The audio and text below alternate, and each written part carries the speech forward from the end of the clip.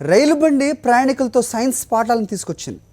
దేశవ్యాప్తంగా తిరుగుతూ పర్యావరణ పరిరక్షణ ఆవశ్యకతను వివరిస్తోంది. అలా 3 రోజుల పాటు మెదక్ జిల్లా విద్యార్థులకు విలువైన సమాచారాన్ని అందించి మరో ప్రాంతానికి బయలుదేరింది. విజ్ఞానాన్ని వినోదాన్ని మేళవిస్తూ కదిలే సైన్స్ ఎక్స్ప్రెస్ మెదక్ జిల్లా విద్యార్థులను విశేషంగా ఆకట్టుకుంది. జహీరాబాద్ రైల్వే స్టేషన్లో 3 రోజుల పాటు అందుబాటులో ఉంచి స్టూడెంట్స్కు సైన్స్ పాఠాలు నేర్పింది. వాతావరణ కాలుష్యం, పర్యావరణ పరిరక్షణకు తీసుకోవాల్సిన చర్యలు, ఇతర అంశాలు ప్రదర్శనలో పొందుపరిచారు అధికారులు.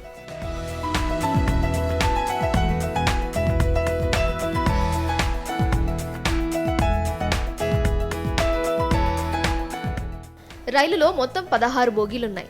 అందులో 3 బోగీలను వాలంటీర్లు, అధికారులు, సిబ్బందికి కేటాయించారు. 11 బోగీలలో 10 ఏళ్లలోపు విద్యార్థులకు అనువుగా విజ్ఞాన ప్రదర్శన ఏర్పాటు చేశారు. ఆ పై తరగతుల విద్యార్థులకు 2 బోగీలను కేటాయించారు.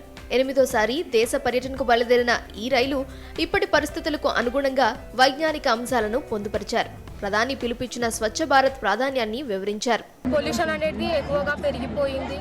దాన్ని తగ్గించుకోవడానికి ఇవి కొన్ని సైన్స్ ఎక్స్ప్రెసెస్ అనేటివి చూపించారు. ఓల్డెన్ డేస్ నుంచి మోడర్న్ డేస్ వరకు కంపేర్ చేస్తే మొత్తం ఈ మోడర్న్ డేస్లో మొత్తము జరుగుతున్న వాటికి మనకి ఎక్కువ లాస్ ఉంది. ప్రపంచ ఆరోగ్య సంస్థ హెచ్చరికలకు అనుగుణంగా పర్యావరణ పరిరక్షణ అందరూ బాధ్యతగా స్వీకరించాల్సిన అంశాలపై ప్రదర్శనలో ఏర్పాటు చేశారు. మానవ తప్పిదాలతో పెరుగుతున్న కాలుష్యం, తద్వారా సంభవించే వాతావరణ మార్పులపై విశదీకరించారు. గాలి, శబ్ద, వాయు కాలుష్యాలు జీవరాశికి కలిగే నష్టాలు, తీసుకోవలసిన జాగ్రత్తలపై ప్రయోగాత్మకంగా పొందుపరిచారు. బయోటెక్నాలజీ, ప్రకృతి సంరక్షణ, సైన్స్ ఎడ్యుకేషన్లను ఆవిష్కరించారు. రెయిన్ వాటర్ అనేవి చాలా మనకి యూస్ఫుల్.